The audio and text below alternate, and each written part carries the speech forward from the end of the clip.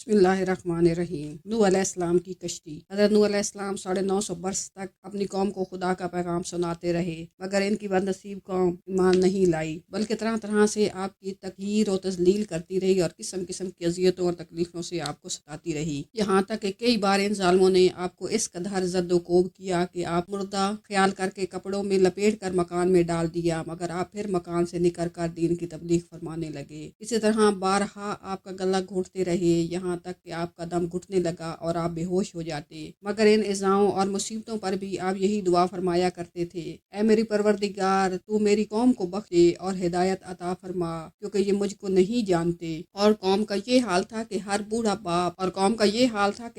बाप बच्चों को ये वसीयत करके मरता था कि नूह अलैहिस्सलाम बहुत पुराने पागल हैं, इसलिए कोई इनकी बातों को ना सुने और ना इनकी बातों पर ध्यान दे। यहाँ तक कि एक दिन ये वही नाजिल हो गई कि ऐ नूह, अब तक जो लोग मोमिन हो चुके हैं, इनके सिवा और दूसरे लोग कभी हरगिज़ ईमान नहीं लाएंगे। इसके बाद आप अपनी कौम के ईमान लाने से ना उम्मीद हो गए और आपने इस कौम की हलाकत के लिए दुआ फरमा दी। अल्लाह ताला ने आपको हुक्म दिया कि आप एक कश्ती तैयार करें, चुनांचे 100 बरस में आपके लगाए हुए सागून के दरख्त तैयार हो गए और आपने इन दरख्तों को लकड़ी से एक कश्ती बनाई जो 80 गज लंबी, 50 गज चौड़ी और इसमें 3 दर्जे थे। निचले तबके में दरिंदे परिंदे और हशरातुल अर्ज वगैरह, दरमियानी तबके में चौपाए वगैरह जानवरों के लिए और बलाई तबके में खुद और मोमिनीन के लिए जगह बनाई। इस तरह ये शानदार कश्ती आपने बनाई और 100 बरस की मुदत में ये तारीखी कश्ती बनकर तैयार हुई, जो आपकी और मोमिनों की मेहनत और कारीगरी का समर थी, जिन्होंने बेपनाह मेहनत करके ये कश्ती बनाई थी। जब आप कश्ती बनाने में मसरूफ थे तो आपकी कौम आपका मजाक उड़ाती थी। कोई कहता था कि ऐ नूह,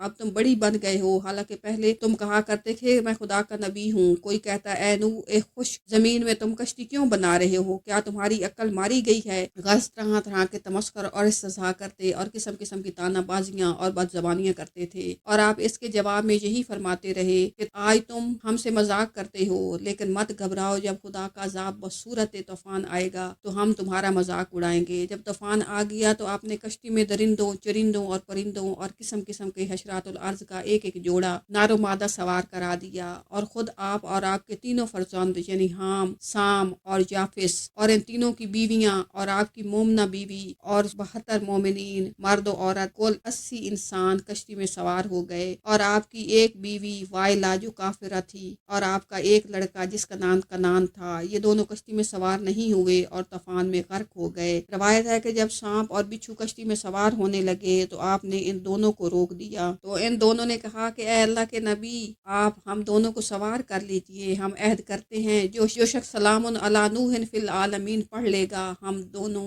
इनको जरर नहीं पहुंचाएंगे। तो आपने इन दोनों को भी कश्ती में बिठा लिया। तूफान में कश्ती वालों के सिवा सारे कौम और कुल मखलूक गर्क होकर हलाक हो गई, और आपकी कश्ती जूदी पहाड़ पर जाकर ठहर गई, और तूफान खत्म होने के बाद आप माँ कश्ती वालों के जमीन पर उतर पड़े, और आपकी नस्ल में बेपनाह बरकत हुई, और आपकी औलाद तमाम रोए जमीन पर फैलकर आबाद हो गई। इसीलिए आपका लक़ब आदम सानी है। कुरान मजीद में खुदावंद अज़्ज़ व जल ने इस वाक़े का इन अल्फाज में बयान फरमाया है। तर्जमा, ए और नूह को वही हुई कि तुम्हारी कौम से मुसलमान ना होंगे, मगर जितने ईमान ला चुके तो गम ना खा इस पर जो वो करते हैं, और कश्ती बना हमारे सामने और हमारे हुक्म से, और जालिमों के बारे में मुझसे बात ना करना, वो जरूर डबोए जाएंगे। और नूह कश्ती बनाता है, और जब इसकी कौम के सरदार इस पर गुजर, अगर तुम हम पर हंसते हो तो एक वक्त हम तुम पर हंसेंगे जैसा तुम हंसते हो, तो अब जान जाओगे कि किस पर आता है वो अजाब कि उसे रुसवा करेगा, और उतरता है वो अजाब जो हमेशा रहेगा।